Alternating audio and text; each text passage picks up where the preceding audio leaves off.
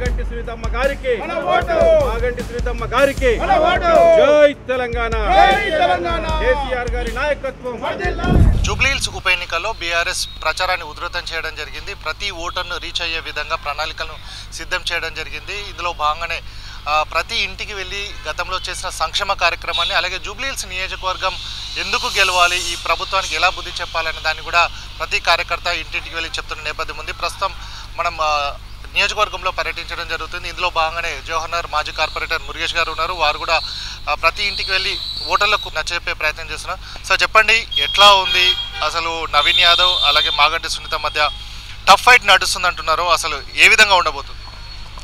ఈరోజు జూబ్లీహిల్స్లో మాకు కేటాయించినటువంటి మా మర్రి రాజశేఖర రెడ్డి మల్కాజ్గిరి ఎమ్మెల్యే గారు వారి ఆధ్వర్యంలో, వారి నాయకత్వంలో మేము ఇక్కడ జూబ్లీహిల్స్లో పనిచేస్తూ ఉన్నాం. మాకు ఒక బూతులు కేటాయించారు. మేము ఆ బూత్లలో పనిచేస్తూ ప్రతి ఇంటికి ఓటర్కి వెళ్ళి ఆ ఓటు వాళ్ళ ఇంట్లో అప్పచెప్పేసి వాళ్ళకు మాట్లాడడం జరుగుతూ ఉంది. కేసీఆర్ గారి పథకాలను, కేసీఆర్ గారు చేసినటువంటి ఇంతకుముందు ఇచ్చినటువంటి సంక్షేమ పథకాలను వాళ్ళందరికీ వివరిస్తూ ఉన్నాం. సానుకూలమైనటువంటి స్పందన ఉంది. అయితే ఈరోజు ఇక్కడ పోటీ జరుగుతుంది ఒక సునీతమ్మకు కానీ ఒక నవీన్ యాదవ్ కానీ కాదు. ఇక్కడ పోటీ కేవలం మోసపుచ్చిన కాంగ్రెస్కు, మోసపోయిన జనాలకు జరుగుతున్నటువంటి పోటీ ఇది. ఒక నవీన్ యాదవ్ గారితో లేదా ఒక మాగంటి సునీతమ్మ గారితోటో లేకపోతే ఇంకో బీజేపీ వారితోటో పోటీ కాదు. మోసపోయిన జనాలకు, మోసం చేసినటువంటి కాంగ్రెస్కు మధ్యన జరుగుతున్న ఎన్నికలు ఇవి. ఖచ్చితంగా మూతోడు జవాబు ఈ కాంగ్రెస్ పార్టీకి జనాలు ఇవ్వబోతూ ఉన్నారు.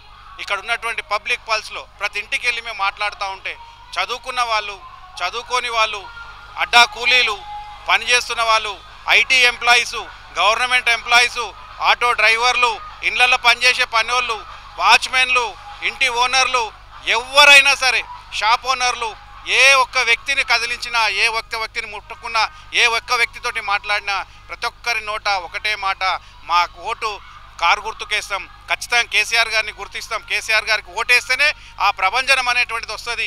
ఈ కాంగ్రెస్ పార్టీ చేస్తున్నటువంటి అరాచకమైనటువంటి పాలన మీద ఏదైనా విప్లవం ప్రారంభమవుతుందంటే అది జూబ్లీహిల్స్ గడ్డ మీదకి వెళ్ళే ప్రారంభమవుతున్నది. ఆ విప్లవం ఖచ్చితంగా రాబోయే రోజుల్లో గులాబీ విప్లవం ఇక్కడి నుంచి ప్రారంభమవుతుంది. ఈ విప్లవంతో రాష్ట్రం అంతా పోతుంది. ఇక్కడి నుంచి కేసీఆర్ గారికి గుర్తింపు ప్రారంభమై రాబోయే రోజుల్లో ఆయన ప్రభుత్వం వస్తుందని చెప్పడానికి జూబ్లీహిల్స్ గడ్డ మీద టీఆర్ఎస్ పార్టీ, బీఆర్ఎస్ పార్టీ గెలిపే నాంది పలకబోతాను. అలాగే నవీన్ యాదవ్ అంటున్నారు ఇది నా అడ్డ, ఒక్క బీఆర్ఎస్ కార్యకర్త కూడా ఇంటి మొహాన పోలేడు, ఇక్కడనే వాళ్ళందరి సంగతి చూస్తూ అంటున్నారు. ఇది ఏమంటారు, మరి మీరు భయపడుతున్నారా? ఇప్పుడు నవీన్ యాదవ్ గారు ఆయన ఫ్రస్ట్రేషన్ తోటి పాపం ఏం మాట్లాడుతుండో ఆయనకు తెలియాలి. వ్యక్తిగతంగా ఆయన ఏంటి అనేటువంటిది మేము చెప్పాల్సిన అవసరం లేదు. ఈరోజు జరుగుతున్న అన్ని సంఘటనలు, పత్రికల్లో వస్తున్న సంఘటనలు కానీ, ఈ సోషల్ మీడియాలో వస్తున్న సంఘటనలు కానీ మనం చూసుకుంటే మాట్లాడుకోవచ్చు. కానీ ఆయనకు కూడా నేను మంచి సలహా చెప్తా ఉన్నాను. ఎవరిని ఎవరు ఆపుకోలేరు, ఎవరిని ఎవరు తిప్పుకోకుండా ఉంచలేరు. భయపడే వాళ్ళమైతే ఇట్లా బజార్లకు వచ్చి మేము తిరగాల్సిన అవసరం లేదు. ప్రతి ఇంటికి తిరుగుతూ ఉన్నాం, ప్రతి వ్యక్తిని కలుస్తూ ఉన్నాం. నిజంగా నవీన్ యాదవ్ గారు మమ్మల్ని కొడతా అంటే రమ్మనండి, కొడతా అంటే తన్నులు తింటాం. మాకు కూడా ధైర్యం ఉంది, మాకు దమ్ము ఉంది, మాకు క్యాడర్ ఉంది. మేము ఇక్కడ దెబ్బలు తిన్నికనే తన్నులు తిన్నికే రాలేదు. ఖచ్చితంగా మా దగ్గర కూడా మాకున్నటువంటి క్యాడర్ ఉంది, మాకు బలమైనటువంటి పార్టీ నాయకత్వం ఉంది. మా నాయకత్వం ఖచ్చితంగా ఆయనను ఎదుర్కొంటుంది. అట్లాంటి తాటాకు చప్పులకు భయపడేది లేనే లేదు. మీ అంటే బీఆర్ఎస్ కార్యకర్తలు మిమ్మల్ని ఇక్కడ తిరగనియ్యా అంటున్నారు. మరి ఇక్కడ చాలా మటుకు కూడా సెటిలర్స్ ఉంటారు, రేపు గెలిస్తే వాళ్ళ పరిస్థితి ఏంటి? ఓటు అనేటువంటిది రాజ్యాంగం ఇచ్చినటువంటి ప్రాథమిక హక్కు. ఆ ఓటు హక్కును వినియోగించుకోకుండా ఆపేటువంటి దమ్ము, ధైర్యం ఎవరికి లేదు. వాళ్ళకు ఖచ్చితంగా రాజ్యాంగం వాళ్ళను కాపాడుతుంది. ఏ ఒక్క వ్యక్తి ఓటు వేసేయడానికి భయపడాల్సిన అవసరం లేదు. దానికి ఓటు కూడా ఏదైతే ఓటు వేస్తామో ఆ ఓటును జాగ్రత్తగా ఎవరికి తెలియకుండా వేసేటువంటి అవకాశం మనకు ఈ యొక్క ఎన్నికల సంఘం మనకి ఇచ్చింది. అట్లాంటప్పుడు ఏ ఒక్క వ్యక్తుల కోసమో వాళ్ళ కోసం భయపడాల్సిన అవసరం లేదు. ఇంకా ఒక విషయం ముఖ్యంగా చెప్పదలుచుకుంది ఏంటంటే, ఈరోజు ఫ్రస్ట్రేషన్లో మాట్లాడుతున్న ఆ వ్యక్తి ఖచ్చితంగా ఆయన కూడా అర్థం చేసుకోవాల్సింది ఏంటంటే, పబ్లిక్ని దమ్కిచ్చి దబాయించి ఓట్లు వేసుకోవాలనుకునడం మూర్ఖత్వం అవుతుంది. ఖచ్చితంగా పబ్లిక్ యొక్క మన్నన పొందాలి, పబ్లిక్ యొక్క ప్రేమ పొందాలి, ప్రజల యొక్క ఆశీర్వాదం పొందితే ఖచ్చితంగా ఓటు పడుతుంది. నువ్వు ఆశీర్వాదం తీసుకోకుండా ఇంకో రకంగా మాట్లాడితే మాత్రం ఖచ్చితంగా పబ్లిక్ జనాలే, ఓటర్లే వాళ్ళ యొక్క తీర్పును బలంగా వినిపిస్తారు. అలాగే మీరు ఇంటింటికి వెళ్ళి ఓటు అడిగినప్పుడు వాళ్ళ నుంచి ఎట్లాంటి రెస్పాన్స్ వస్తుంది, ఏ విషయాలను మీ దగ్గర ప్రత్యేకంగా ప్రస్తావించడం? మేము ఇక్కడ చూసిన కాడికి అపార్ట్మెంట్స్ ఇక్కడ ఎక్కువ ఉన్నాయి. మేము ఉన్నటువంటి దీనిలో వాళ్ళంతా ఒకటే చెప్తారు, కేసీఆర్ గారి పుణ్యంలో మాకు ఈ వాటర్కు బిల్లు లేదు, మాకు ఇస్తున్నటువంటి మంచినీటికి బిల్లులు లేవు. ఇక్కడ పిల్లలందరూ ఎవరైతే పెద్ద మనుషులు ఉన్నారో వాళ్ళ పిల్లలందరూ అమెరికాలలో సెటిల్ అయి ఉన్నారు. ఇక్కడ వాళ్ళ తల్లిదండ్రులు మట్టుకున్నారు. వాళ్ళు ఏమంటున్నారంటే మాకు సేఫ్టీ ఉండే, కేసీఆర్ గారు ఉన్నప్పుడు మాకు సేఫ్టీ ఉండే, 108 ఒక్క ఫోన్ కొడితే మాకు గలీలోకి వచ్చేది. మాకు కేసీఆర్ గారు ఉన్నప్పుడు సెక్యూరిటీ ఉండే. మా పిల్లలు బయటికి వెళ్ళి పని చేసుకొని, అమ్మాయిలైనా సరే పని చేసుకొని ఇంటికి వస్తే చక్కగా ఈ షీ టీమ్స్ అని అలాంటివి ఉండి ఎవ్వరు కూడా ఈవ్ టీచింగ్ పాల్పడకుండా, మార్కెట్లో ఎవరైనా ఆడపిల్లలను చిడాయించకుండా చాలా జాగ్రత్తగా సొంత పిల్లల లెక్క కాపాడుకున్నాడు. మమ్మల్ని కూడా మా ఇళ్ళలో కూడా మేము చాలా సేఫ్టీగా ఉండేవాళ్ళం. మాకు ఎలాంటి ఇబ్బందులు లేకుండే. ఇప్పుడు ఈ యొక్క అరాచక పాలన వచ్చినప్పటి నుంచే మాకు భయం అవుతుంది. ఈ భయాలకి వెళ్ళి బయటపడాలంటే ఖచ్చితంగా సేఫ్టీ ఉన్నటువంటి ఒక పార్టీని ఎన్నుకోవాలన్న ఉద్దేశంతో వాళ్ళు కూడా ఒకటే ఒకటి అడుగుతున్నారు. ఏ ఒక్క మాట అయినా కేసీఆర్ గారు చేసిందన్నీ నిలుపుకున్నాడు.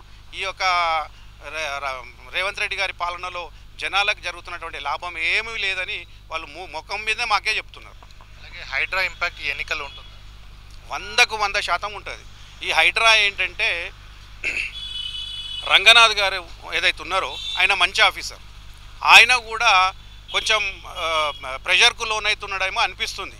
ఎందుకంటే గరీబోళ్ళ ఇండ్ల మీద అప్పుడే కట్టుకున్న గరీబోళ్ళ ఇండ్ల మీద పోయి అటాక్ చేసి ఆ ఇండ్లను కూలగొట్టున్నాడు, ధ్వంసం చేస్తున్నాడు. కానీ పేదోళ్ళు బలిసినోళ్ళు కట్టుకున్నటువంటి గెస్ట్ హౌస్ల జోలికి ఆయన పోవట్లేదు. ఆ గెస్ట్ హౌస్ల జోలి ఎందుకు పోవట్లేదో ఒకసారి ఆయన తెలుసుకోవాల్సిందిగా కోరుతా ఉన్నాం. అలాగే మీకు ఇంకా ఇన్ఫర్మేషన్ కావాలంటే ఈరోజు నమస్తే తెలంగాణ పేపర్లో సెంటర్ పేజీలు వేసి ఒకసారి చూసుకోండి, చదువుకోండి. రంగనాథ్ గారు దయచేసి పేదల ఇండ్లు గూళ్ళు గూడగొట్టే ముందు ఏ ప్రభుత్వానికైనా ఒకటే లక్ష్యం ఉంటుంది. ఇందిరామ్మ పాలన అనేది రేవంత్ రెడ్డి గారు అంటున్నారో, రోటీ కపడా ఔర్ మకాన్ అనేటువంటిది ఇందిరాగాంధీ యొక్క పాలసీ. ఆ ఇందిరాగాంధీ గారి పాలసీలో గరీబోలను కాపాడుకోవాలని ఉండే. ఆ ఇందిరాగాంధీ పాలసీని పక్కన పెట్టేసి గరీబోలను ఇల్లు కూలగొడుతున్నాడు, బల్చినోళ్ళ ఇల్లు కాపాడుతున్నాడు. ఈ హైడ్రా యొక్క ఎఫెక్ట్ కూడా ఈ జూబ్లీహిల్స్ నియోజకవర్గంలో ఉండబోతుంది. ఎందుకంటే ఈ జూబ్లీహిల్స్ అనేటువంటిది కేవలం పేరుకు జూబ్లీహిల్స్, కానీ ఇక్కడ రహమత్ నగర్ అనేటువంటి ఒక స్లమ్ ఉంటుంది, షేక్పేట అనేది ఒక స్లమ్ ఉంటుంది, బోరబండ అనేటువంటి స్లమ్ ఉంటుంది. ఇవన్నీ ఏషియాలో ది బిగ్గెస్ట్ స్లమ్లు. ఈ స్లమ్లలో ఉన్నటువంటి జనాలందరూ కూడా ఈ హైడ్రా వల్ల భయపడుతున్నారు. ఏ రాత్రికి ఏ బుల్డోజర్ వచ్చి నా ఇంటి గోడలు కూలగొడుతుందో, ఏ రాత్రి ఏ బుల్డోజర్ వచ్చి నా ఇంటి పైకప్పు కూలగొట్టి నా ఇంట్లోకి వెళ్ళి నా పిల్లల్ని మమ్మల్ని బజార్లు వేస్తుందని భయపడుతున్నారు. ఆ భయాంతోటే ఈరోజు బతుకులు ఈడుస్తున్నారు. వాళ్ళకు ఒక అవకాశం వచ్చింది. ఈ భయంలోకి వెళ్ళి బయటపడేటువంటి అవకాశాన్ని మాగంటి గోపీనాథ్ గారి కుటుంబం, మాగంటి గారు ఉంటే మమ్మల్ని కాపాడతారని చెప్పేసి, ఆ కుటుంబం ఉంటే మమ్మల్ని కాపాడతారని చెప్పేసి, పింక్ కండువా ఉంటే మమ్మల్ని కాపాడతారని గులాబీ నాయకత్వం కోరుకుంటూ ఉన్నారు. ఖచ్చితంగా వాళ్ళందరికీ ఈ గులాబీ కండువా, గులాబీ నాయకత్వం, గులాబీ నాయకులు అండగా ఉంటారు. రాబోయే రోజుల్లో ఈ హైడ్రా యొక్క అసలు సంగతి ఏంది అనేటువంటి తేల్చబోతా ఉన్నారు మా పార్టీ నాయకులు. సో వీళ్ళంతా కూడా చెప్తుంది ఒకటే, మోసం చేయబడ్డది కాంగ్రెస్ పార్టీ మోసం చేసిందని, అలాగే మోసపోయారు ప్రజలందరూ కూడా. సో వాళ్ళు వీళ్ళు తేల్చుకునేది అని పార్టీలు కాదు అనేది కూడా చెప్తున్న సందర్భం ఉంది. గతంలో చూసుకునేటైతే ప్రజలందరూ కూడా సేఫ్టీ అనేది ముఖ్యంగా ఉండేది, ప్రతి ఒక్కరు కూడా ఆనందంగా ఉండేది. ఎక్కడ ఎట్లాంటి ఇబ్బంది తలెత్తినా కూడా వారికి సంబంధించిన కన్సర్న్ ఆఫీసర్లకు కావచ్చు ఎవరికైనా చెప్పుకున్నా. కానీ ఇప్పుడు ఎవరికి చెప్పుకోవాలో అంటే నాయకులే సరిగా లేనప్పుడు ఇంకా ఎవరికి చెప్పుకున్నా ఏంటి అనేది కూడా ఉండడం జరిగింది. అలాగే ఈసారి బుల్డోజర్కును కారుకు మధ్య పోటీ అనేది కూడా చెప్తున్న నేపథ్యం కనబడుతుంది. సో మొత్తంగా చూసుకున్నట్టయితే టఫ్ ఫైట్ ఉన్నప్పటికీ కూడా బీఆర్ఎస్ పార్టీ అత్యధిక మెజారిటీతో గెలుస్తుందనే ఆశాభావాన్ని కూడా వ్యక్తం చేయడం జరుగుతుంది. వీడియోస్ ప్రభాకర్తో గణేష్, సమయం టీవీ, హైదరాబాద్ నుంచి.